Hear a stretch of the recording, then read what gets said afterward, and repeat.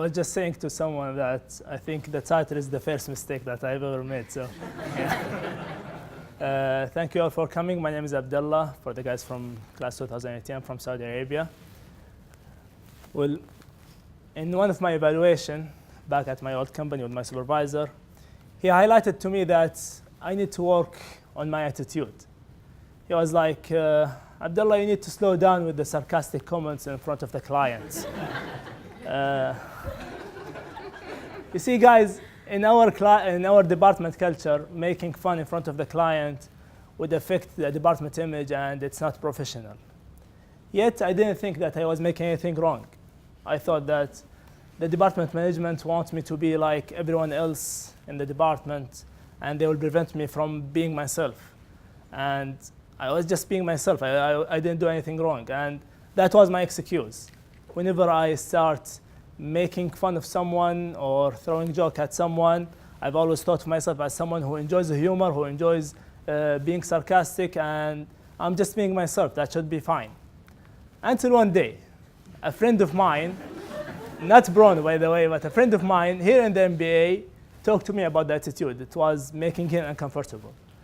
And this got me thinking. It was like a shock, to be honest. And this got me thinking. I was like, is it possible that you're the only one who enjoys this humor and this fun, and you're making other people uncomfortable? Maybe you're just like a douche and who's just making excuses for himself. So I had these two conflicting ideas in my mind. In one side, I was like, Abdullah, making fun and this humor is the attitude that would make you feel comfortable, so you should continue with that and just be yourself and be original. On the other side, I was like, Abdullah, you need to watch out with what you say sometimes for some people, because you might affect feelings for someone and making them uncomfortable. And honestly, guys, I hated the fact that I was making excuses for myself. So I started doing some research, and I found a book called Mistakes Were Made, but Not By Me. This book shows that it is a normal human behavior to deny the fact that we made a mistake or we acted badly in a certain situation. And in fact, because most people, when they're confronted with information that they were wrong in a certain situation, they would not change their point of view.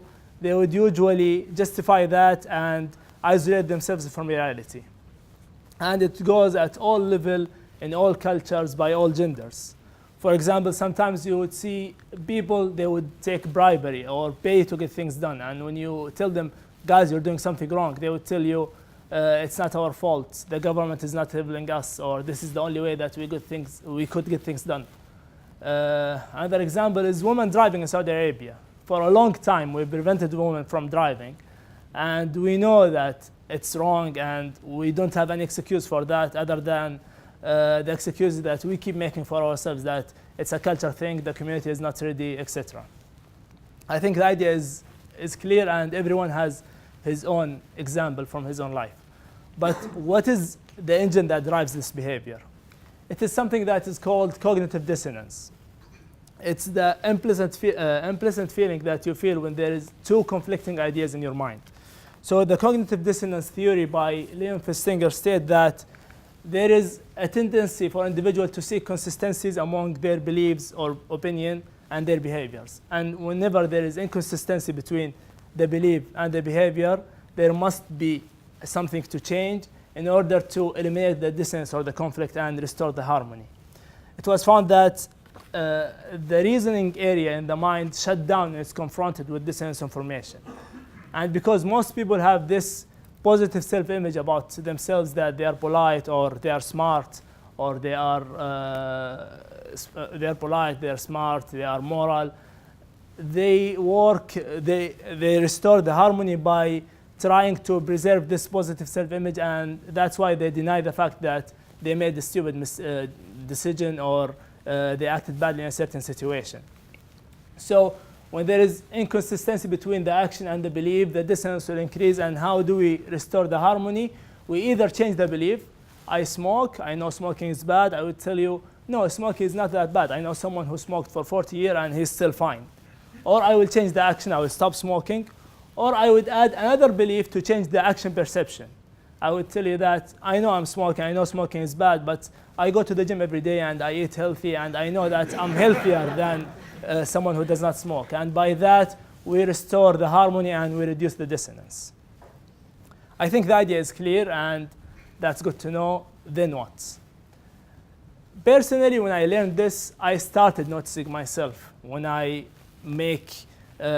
start justifying my decisions, and sometimes I would stop myself before making a mistake, or at least admit the fact that I made a mistake and say I'm sorry. And this is the idea that I'm trying to convey to you here, guys. I believe it's important to try to fully understand how our minds work and what makes us behave the way we do. So this will help us understand ourselves and will prevent ourselves from making a mistake or redirect ourselves when we do. So as MBA student, as a future leader, I'm asking you guys to not limit yourself and your readings on only financial stuff and business stuff. Try to expand your knowledge. Try to read about the human behavior. Try to understand ourselves.